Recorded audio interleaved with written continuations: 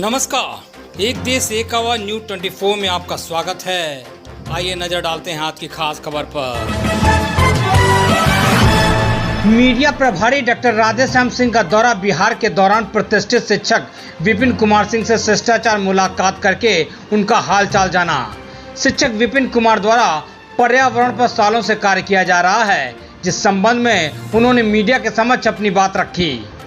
उन्होंने कहा, मैं विपिन कुमार बक्सर बिहार से हूं। मैं पेशे से शिक्षक हूं और सामाजिक सरोकार के तहत पिछले कई वर्षों से पर्यावरण सुरक्षा के निमित्त लगातार कार्य कर रहा हूं। बक्सर सहित बिहार के कई जिलों में साथियों के सहयोग से अभियान चला रहा हूं। मुख्य रूप से शादी, श्राद्ध, जन्मदिन सहित सामाजिक सरोकार के सभी मौकों पर पौधे लगाने और पौधा भेंट करने की परंपरा कायम हो, इसके लिए प्रयासरत हूँ।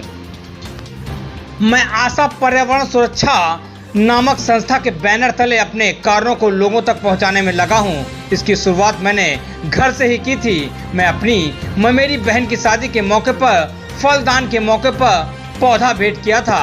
उसके बाद यह मेरे जीवन का हिस्सा बन गया। अपनी मां की दूसरी पुण्यतिथि पर 51 अशोक के पौधे लगाकर उनकी यादों को सजोने का कार्य किया था।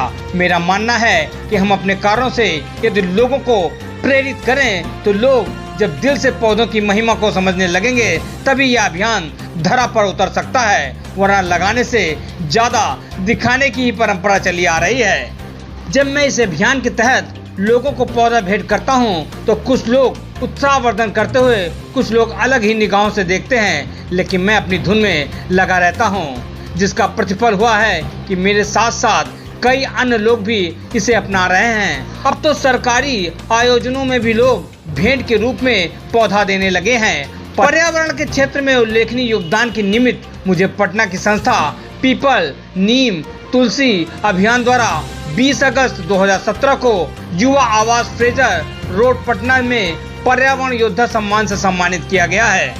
कई ऐसी संस्थाओं द्वारा हमें सम्मानित किया जा चुका है। बिहार से डॉक्टर राधेश्याम सिंह की रिपोर्ट, एक देश एक आवाज न्यूज 24 पर। एक देश एक आवाज़ न्यूज 24 चैनल मीडिया प्रभारी डॉक्टर राधेश्याम सिंह इस समय बक्सर में पर्यावरण से संबंधित जानकारी के लिए विपिन जी के यहाँ हैं बक्सर में, और इनको अंतर्राष्ट्रीय से सम्मानित किया गया है। ये पर्यावरण के बारे में विशेष रूप से जानकारी देंगे। मैं आपके चैनल एक देश एक आवाज़ न्यूज़ 24 को का हार्दिक अभिनंदन करता हूं, स्वागत करता हूं कि आप आज देश की जो मुद्दा है उस पर बात करने के लिए मेरे यहाँ पधारे हैं। मैं विपिन कुमार, राज्य संयोजक आशा पर्यावरण सुरक्षा बक्सर बिहार, आप सबका अभिनंदन स्वागत करता हूं। आज पूरा देश कहें या विश्व कहें ग्लोबल वार्मिंग की समस्याओं से जूझ रहा है। कहीं पानी की किल्लत देख रहे हैं, कहीं ऑक्सीजन की कमी देख रहे हैं, लेकिन यह क्यों हो रहा है, इस पर कभी विचार नहीं किया गया। यह एक मुद्दा होना चाहिए देश का, और आज हम सब पिछले 5 सालों से इस विषय को मुद्दा बनाने के लिए लड़ाई लड़ रहे हैं। हम लोगों को बताने का काम कर रहे हैं कि आपका वाटर लेवल कैसे रिचार्ज होगा, वायुमंडल में ऑक्सीजन कैसे बढ़ेगा। हम लोग ज़्यादा से ज़्यादा लोगों को पौधा लगाने के लिए प्रेरित कर रहे हैं, पौधा लगाने के साथ साथ उन्हें संरक्षित करने के लिए प्रेरित कर रहे हैं। मित्रों, आप जानते हैं कि वाटर की कमी से सारा देश जूझ रहा है। पानी जिसकी कल्पना भी हम लोगों ने नहीं की थी कि वो खरीद करके पीना होगा, आज पानी खरीद करके गैलन में भर भर के हम लोग ले जा रहे हैं।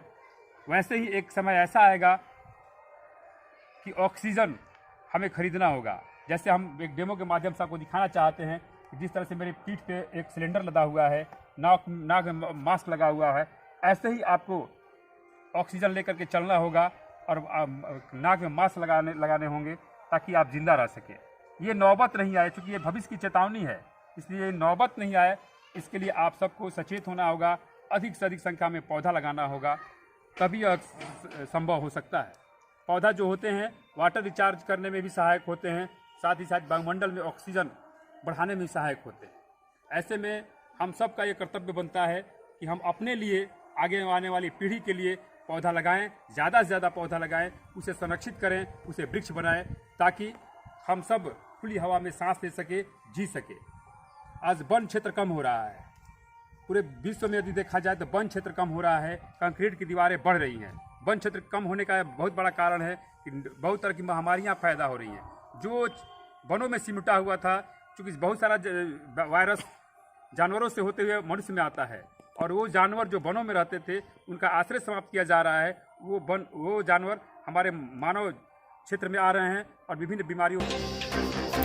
देश और दुनिया की खबरों को देखने के लिए देखते रहें एक देश एक आवाज़ न्यूज़ 24 पर अपने देश की खबर।